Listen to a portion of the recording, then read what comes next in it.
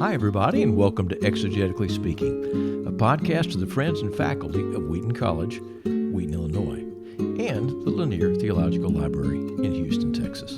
My name is David Capes, and I am the Senior Research Fellow at the Lanier Theological Library and a former dean up there in Wheaton at the School of Biblical and Theological Studies.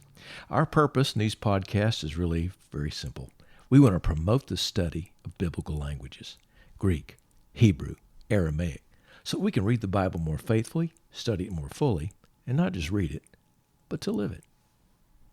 Joining me today on Exegetically Speaking is Dr. Jon Laansma, the Gerald F. Hawthorne Professor of New Testament Greek and Exegesis at Wheaton College, and he is also the Department Chair in Modern and Classical Languages. John, welcome back to Exegetically Hi, Speaking. David. It's good to be here again, yeah. Yeah, it's always great to see you. Always great to see you. In an earlier podcast, we talked a little bit about sort of what syntax is and some of the challenges related to it. But today we're going to talk about a particular passage where syntax really matters, right?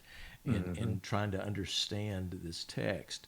And there may be some surprises for folks, who want to see everything cut and dried, and it has to be this way or that way. But first of all, let's take us through Titus 2:13. Yeah, and I chose this, which won't be surprising for people who have spent a couple of years in Greek. But the point is to illustrate this for those who haven't yet discovered that they love Greek and want to invest the time in learning it. And it's a good case study. Syntax always matters, but in some texts, it wears it on its sleeve. Yeah, exactly. So in Titus 2:11-13, grace of God has appeared, the grace of God that brings salvation to all people, teaching us in order that by denying ungodliness and kind of worldly desires, we might live in a self-controlled and righteous and godly manner in the present age. And then verse 13, while we await. Now I'll just translate it, but this is all the debated stuff. Okay, all right. While we await the blessed hope and appearance of the glory of our great God and Savior, Jesus Christ, who gave himself, and it goes on from there. Okay. So verse 13 starts with a participle, and I won't belabor that. While we await, expecting eagerly. And then you get a couple of accusatives. The blessed, that's just a case ending on the nouns, signifies usually a direct object. The blessed hope and appearance. So far, so good. All right. Then you get a string of Greek genitives. Now, in Greek 101, you learn to translate the genitive with an English of something. Of God. Of heaven, something like that. So if I translate all these genitives that way, you end up with the appearance of the glory of the great God and of Savior of us, of Jesus, of Christ. Right. It's just Becomes and they're all pretty cumbersome at that point, doesn't it? Yeah, and they're all genitives. So the morphology, the spelling, isn't sorting out how they relate to each other because the genitive has a range of possible meanings. So if you break that down a little, you get the blessed hope and appearance of the glory. Well, one way of taking that is to take of the glory as what's called an attributive genitive, in which case you would construe it as the glorious appearance. Yes. The blessed hope and glorious appearance of the great God and so forth. But you could construe glory more as almost a stand-in for the divine presence and his power and his righteousness, in which case you would construe it as what's called a subjective genitive. So the appearance of the glory, that is, the glory of God appears. You could rework it as an English sentence and take glory as the subject of the verb. Right. So those are two perfectly viable options. And then you get of the great God, said of the great God and of Savior of us. Well, here you have an article of the, and then you get an adjective noun of the great God, and conjunction and Savior. Are they referring to one and the same person? Well, there's a grammatical rule called Granville-Sharp's rule. It says if you have one article, two nouns joined by a conjunction, neither is impersonal, neither is plural, neither is a proper name. They refer to the same person or thing. If that applies, and some would insist it does, right, then the great God and Savior are one and the same person. Okay.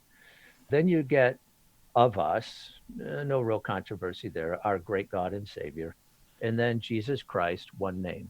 Yeah. Now, the question becomes, how is Jesus Christ related to what precedes? The great God. Okay, Right. And so if you Savior. take that, yeah, if you take that phrase as one, Mm-hmm. then it would be our great God and Savior, and you would say that last genitive, Jesus Christ, is a genitive of apposition. Mm-hmm.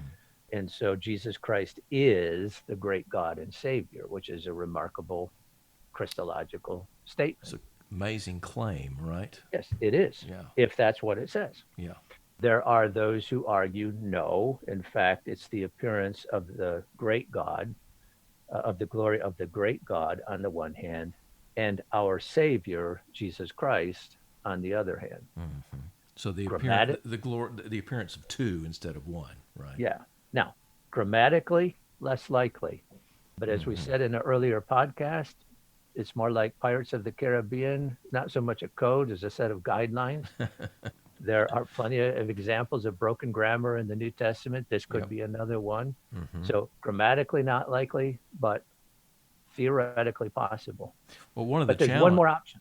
but Go ahead. one of the challenges is that Jesus Christ is not always or readily referred to as the God, Right. right? As Right. God. So, That particular yeah. word is usually reserved for the Father, but not Yeah. always. There's a few examples. Romans 9:5 comes to mind.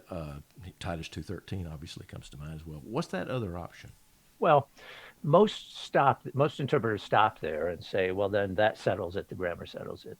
But if you construe the glory as what appears, Mm-hmm. then there is the option of saying that Jesus Christ is not an apposition to the great God and Savior so much as the entire phrase starting with glory.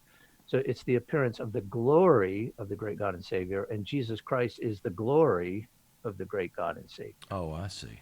Okay. Perfectly legitimate grammatically, no rule against it. Might end up meaning the same thing, but again, depending on how you construe glory, it gives you some other options. Yeah.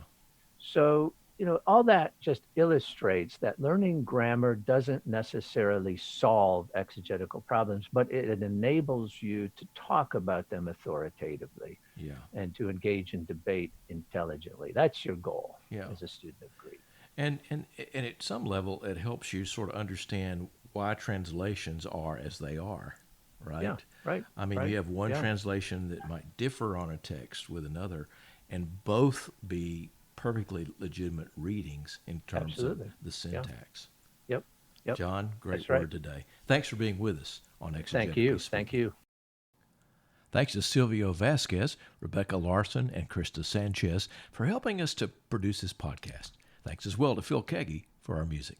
If you want to study biblical languages, the best place you could do that is Wheaton College. They have an amazing program, one of the best I've ever seen, whether you want to be a graduate or an undergraduate student. So go to the website, www.wheaton.edu, and look for modern and classical languages.